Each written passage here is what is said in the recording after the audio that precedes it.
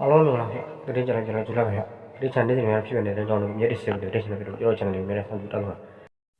အဲ့လိုအားလုံးပဲမင်္ဂလာပါကျွန်တော်ပေါ့ဗျာကျွန်တော်ရင်ထဲမှာလည်းခံစားလို့ကျွန်တော်ပြောချင်တာအခုဆိုလို့ရှိရင်ကျွန်တော်တို့ရဲ့ဖြစ်မပိုင်စစ်ဌာနချုပ်ကြီးကိုကိုးကန်နေရတိုက်ကြတော့မယ်ခိုက်တော့မယ်နောက်ကကြတော့ဟို10-20ခွန်ရဲ့တတိယလိုင်းပြဖန်တီးတော့မယ်ဆိုလို့ရှိရင်ဖန်တီးသားပါပြီဗျာဒီကောင်တွေကဖန်တီးရတဲ့ဆိုရင်ဖန်တီးသားပါစီစကားတွေအကြီးကြီးမပြောနဲ့ဗျာလာပြီးတော့လေအောက်ကနေတော့ဘာဖြစ်ညာဖြစ်တယ်ဒရုန်းသားတွေလာမှန်းတယ်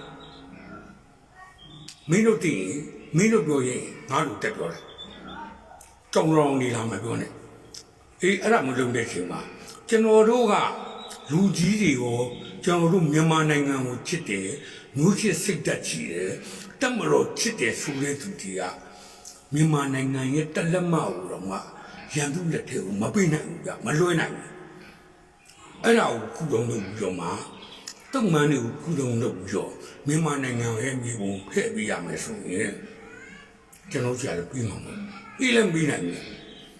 ဘောင်းတွေကဥပဒေတိုင်းလာတော့လုံနိုင်မှလုပ်ပြီးလို့ရှိရင်မြန်မာနိုင်ငံမှာနေတိုင်းတိုင်းရင်းသားမဟုတ်ဘူးဗျမြန်မာနိုင်ငံထဲမှာတော့နေတယ်တိုင်းရင်းသားမဟုတ်မြန်မာနိုင်ငံသားပဲရတိုင်းရင်းသားတွေမှာတော့လာမရောနဲ့တိုင်းရင်းသား135မျိုးရှိရဆို135မျိုးပဲ136မျိုးဖြစ်မလားရှင်38မျိုးလည်းဖြစ်မလားမဖြစ်ဘူးကတော့35မျိုး135မျိုးက135မျိုးပဲအဲ့ဒီလိုဆိုလို့ရှိရင်ကျွန်တော်တို့ရဲ့ညီကိုတွေစစ်တီတွေကျွန်တော်တို့ရဲ့အရာရှိတွေမိသားစုတွေစစ်တုံးမှန်ဖြစ်နေတဲ့လူတွေကိုကျွန်တော်တို့လူကြီးတွေကနေတော့မေးလိုက်ရှင်အေးမင်းတို့တော့ငါတို့ရှိကမြေပုံကိုမြန်မာနိုင်ငံရဲ့မြေပုံကိုဖဲ့ပြီးလိုက်လို့ရှိရင်မင်းတို့တုံးမှန်တွေကိုတော့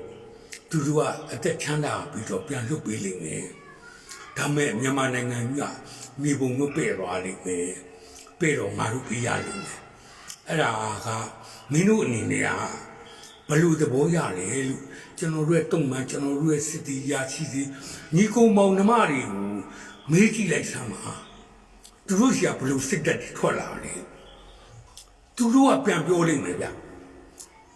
ဟာဟုတ်ကဲ့